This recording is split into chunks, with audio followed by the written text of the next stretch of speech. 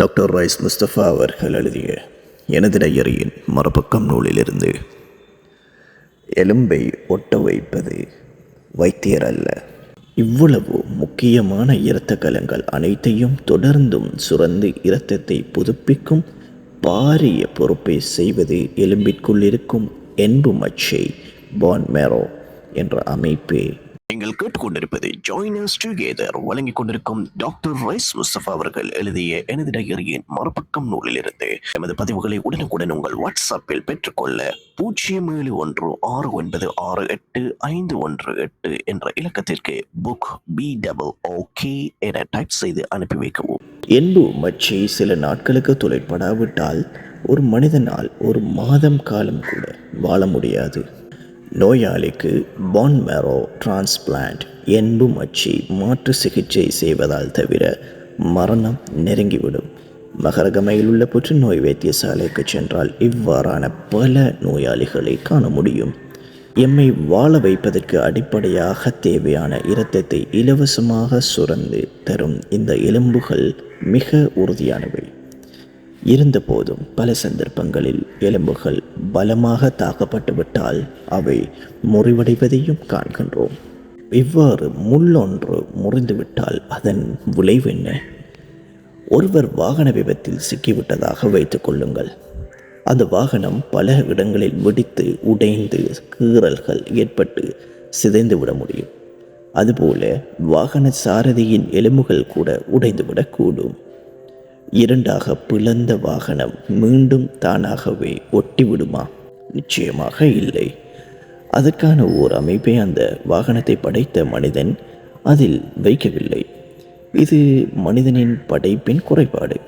ஆனால் அல்லாஹ் படைத்த எலும்பின் அற்புதத்தை பாருங்கள். எலும்பு உடைந்து விட்டால் அது மீண்டும் தானாகவே ஒட்டிக்கொள்ளும் பாரிய ஏற்பாட்டை எலும்புக்குள்ளேயே வைத்து படைத்திருக்கும் அல்லாஹ்வின் படைப்பாற்றல் அற்புதமானது. எலும்புகள் உடைந்து விட்டால் உடைந்த மேற்பரப்பில் இருக்கும் ஆஸ்டியோபிளாஸ்ட் என்ற எலும்பு கலங்கள் ஒரு வகையான பசையை சுரக்கும். இதனை எலும்பு சீமெந்து என்று சொல்வார்கள். கட்டிடங்கள் கட்டும்போது சீமெந்து எவ்வாறு ஒன்றோடு ஒன்று ஒட்டி வைக்குமோ அவ்வாறே இந்த இயற்கையான எலும்பு சீமெந்து உடைந்த ஒரு எலும்பு துண்டுகளையும் ஒன்றோடொன்று ஒட்ட வைக்கிறது.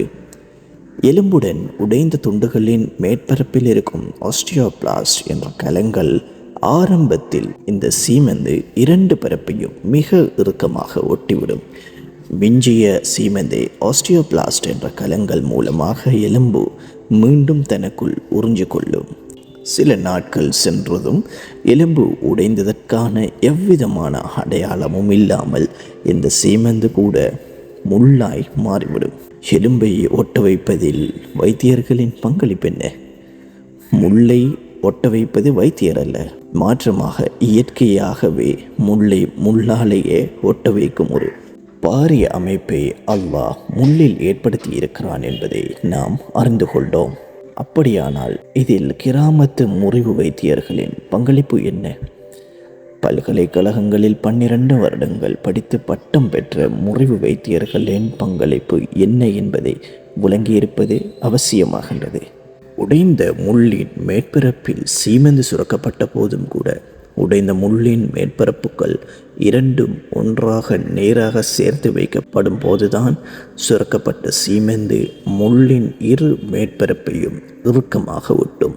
சில வேளைகளில் உடைந்த எலும்பின் இரு துண்டுகளும் விலகி இருக்க முடியும். அப்படி இருந்தால் சீமெந்து சுரக்கப்பட்ட போது விலகி இருக்கும் எலும்பு துண்டுகளினால் ஒன்றிணைய முடியாமல் போகும்.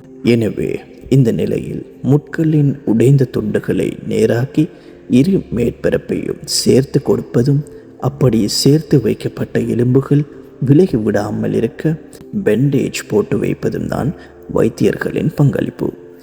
இப்படி செய்யும்போது முட்கள் தானாகவே ஒட்டுப்பட்டுவிடும்.